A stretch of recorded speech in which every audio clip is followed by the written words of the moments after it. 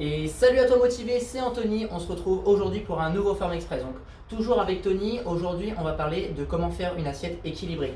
Tony qui est nutritionniste depuis plus de 45 ans, diplômé universitaire, tout ça, voilà. Il a de très bons conseils à te donner et donc il va nous expliquer à travers ce tableau. Donc j'espère que tu le vois bien sur la vidéo, les tout petits conseils, les petites astuces de comment faire une belle assiette, qu'est-ce qu'on doit faire globalement dans une journée. Voilà. Ok, merci Anthony. Bonjour à toutes et à tous.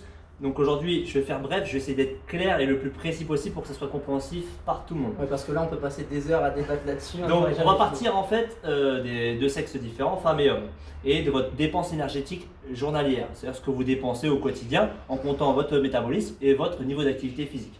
Donc pour une femme, c'est en moyenne 2000 calories, ça dépend de votre morphologie, taille et poids. Et pour un homme, c'est à peu près 2400 calories. À partir de cette dépense énergétique journalière, vient à nous demander quel serait l'apport nutritionnel conseillé idéal. Okay, voilà, donc je fais juste un petit break. La dépense énergétique, c'est tout simplement l'énergie que tu brûles à la fin d'une journée. Donc le fait d'avoir travaillé, le fait d'avoir fait tout ce que tu as fait dans une journée, donc peut-être la salle si tu pratiques la salle de remise en forme, le boulot comme je viens de dire, et tout le reste. Ok.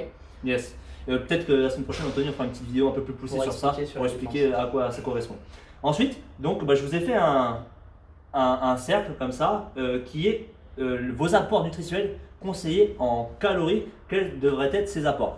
Avant de vous expliquer en profondeur les pourcentages, je vais vous rappeler que les glucides, les protéines et les lipides font partie de ces apports nutritionnels, ce sont des macronutriments. En termes de glucides, vous retrouvez le riz, les pâtes, les pommes de terre, le pain, les légumineuses, fruits et légumes. Les protéines, ce sont les… Voilà, c'est le sucre, exactement. Les protéines, ce sont les bâtisseurs de votre corps, c'est ceux qui font votre peau, la vision et surtout votre masse musculaire, vos fibres musculaires. Et enfin, les lipides, ce sont les constituantes de vos membranes cellulaires, ça correspond au gras. Pour revenir aux protéines, j'ai oublié, c'est viande, poisson, œufs, laitage. Et les lipides, le gras, c'est tout ce qui est huile, beurre, margarine, arachide.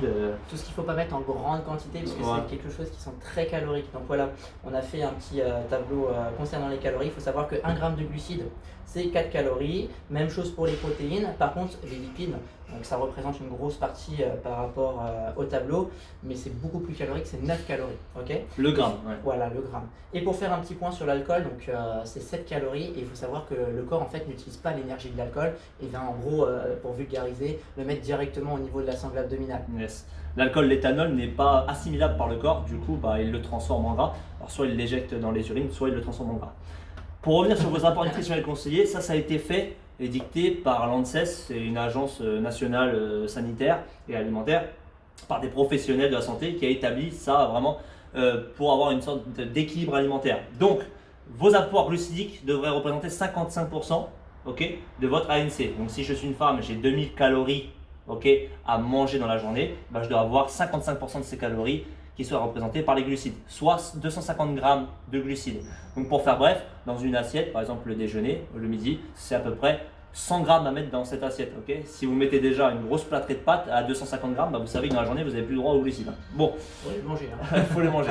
Ensuite, en termes de protéines, ça représente 15%, soit 70 grammes, à peu près 1,2 g par kilo de poids de corps. Je vous rappelle les protéines, viande, poisson, œufs et laitage. Et enfin, les lipides, ça représente 30% en calories, mais vu qu'1 g de lipides égale 9 kcal, c'est seulement 70 grammes. Donc 70 grammes, je le fais clair, une cuillère à soupe d'huile d'olive, c'est 10 grammes. Donc ça va très vite au niveau des lipides. Donc il faut en manger peu, comme a dit Anthony, en termes de grammage. Maintenant, ça représente ce qui est conseillé. Aujourd'hui, la société, vu qu'on a une société d'abondance nutritionnelle, il faudrait réadapter un petit peu ce schéma. Moi, je pense qu'au niveau des glucides, il faut baisser un peu votre apport glucidique, surtout si vous avez un métier sédentaire, plutôt assis, à 45% au quotidien. Et après, rehausser les protéines et rabaisser un petit peu les lipides. Donc les protéines, les monter plutôt à 20-25% d'apport au quotidien et les lipides, les descendre plutôt à 25 ou 20. Donc je fais un petit break rapidement. Pourquoi augmenter les protéines? Tout simplement parce que les protéines, trop de protéines, il faut savoir que ça va à la poubelle. Et donc du coup, comme la protéine crée un effet aussi de satiété, voilà, au lieu de prendre des glucides qui va servir d'énergie, on diminue un petit peu les quantités, on augmente le ratio protéines, quitte à le mettre à la poubelle, et surtout l'effet de satiété de ne plus avoir faim. Donc c'est pour ça qu'on augmente tout simplement le ratio de protéines et qu'on réduit un petit peu les glucides, parce qu'il faut toujours à peu près équilibrer la balance. Jamais être par exemple trop haut en protéines et trop bas en glucides, et inversement. Il faut vraiment toujours équilibrer. Yeah, ça c'est l'idéal. Ensuite, comment composer votre assiette par rapport à tout ce qu'on a dit au niveau des calories, des pourcentages? C'est simple, une assiette, c'est 150 grammes d'un morceau de viande, ok, c'est 100 grammes de riz ou de pâtes ou autre, avec accompagné un peu de salade. Et puis derrière ça, au niveau des lipides, c'est un petit assaisonnement qui vaut à peu près une cuillère à soupe ou un tout petit peu plus d'huile d'olive sur la salade et un petit peu de sauce sur le riz. Mais pas plus, pas moins. Ensuite, vous avez le laitage qui contient également des lipides. Donc ça peut être un yaourt, un fromage blanc, peu importe. Et à côté de ça, vous terminez par un fruit de saison. Voilà, ça représente ça. Une assiette idéale, c'est ça. C'est ce que je viens de vous dire. Donc voilà un petit peu ce qu'on voulait vous dire aujourd'hui. Peut-être c'est une vidéo qui est un petit peu plus longue, c'est normal parce que voilà, il y a vraiment beaucoup de choses à expliquer. Donc pourquoi 2000 calories et 2400 calories? C'est en général, en moyenne, globalement mondiaux, chez une femme à peu près une soixantaine de kilos dépense entre 1800 et 2000 calories en étant sédentaire, et chez un homme à peu près 2400 calories. Bien sûr, tout dépend de la taille, tout dépend du poids, tout dépend de l'activité que tu fais, du travail que tu fais et ce que tu dépenses en plus. C'est aussi de ta morphologie, bref, il y a plein de trucs à en prendre en compte. Et pour résumer, pour faire une petite assiette globale, voilà. Ton cas féculent, ton cas légumineuse, c'est des très mauvais carrés, mais en gros voilà, sauf le soir où c'est un petit peu plus spécial, on en parlera un petit peu plus tard. Voilà, ta partie protéinée, donc ton viande, ton poisson, etc. Un tout petit peu d'assaisonnement vraiment très léger, c'est vraiment vulgarisé, mais c'est pour t'expliquer. Ton apport fruitier, ton verre d'eau et ton dessert, produits laitiers ou autre. Voilà. C'est des petits mots, mais c'est pour résumer globalement. Anthony, j'ai gaspillé ton vote à moi, je suis désolé. Il n'y a pas de souci. Et si vous avez des objectifs précis comme de la perte de poids, de la prise de masse, moi si je suis une femme, je veux perdre du poids, bien sûr, vous n'allez pas respecter les 2000 calories dépensées par jour, il va falloir manger un tout petit peu en dessous, pas trop en dessous. Par exemple, un régime comme j'aime, vous fait manger 1200 calories. Obligatoirement, vous allez générer de la fatigue et des carences.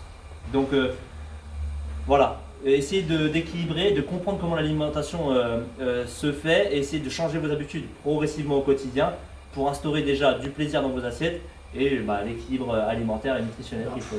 Justement, pour pas que la vidéo soit trop longue, la semaine prochaine on va parler justement de la dépense énergétique, du métabolisme de base et surtout du régime de 1200 calories, donc on ne citera pas les noms cette fois-ci, mais effectivement pourquoi ce n'est pas bien de faire un régime en dessous de 1200 calories. Et au contraire, c'est même problème pour créer des pathologies et puis surtout le fait de remanger derrière, de faire un excès, enfin bref, il y a plein de choses à voir dessus, on l'expliquera la semaine prochaine, donc ça va être super important pour toi de suivre. Donc j'espère que ça t'a plus motivé. Tony, je sais pas si tu as quelque chose à rajouter. Non, c'est bon pour moi. C'est bon. À la semaine prochaine. Je te dis à la semaine prochaine et salut, j'espère que ça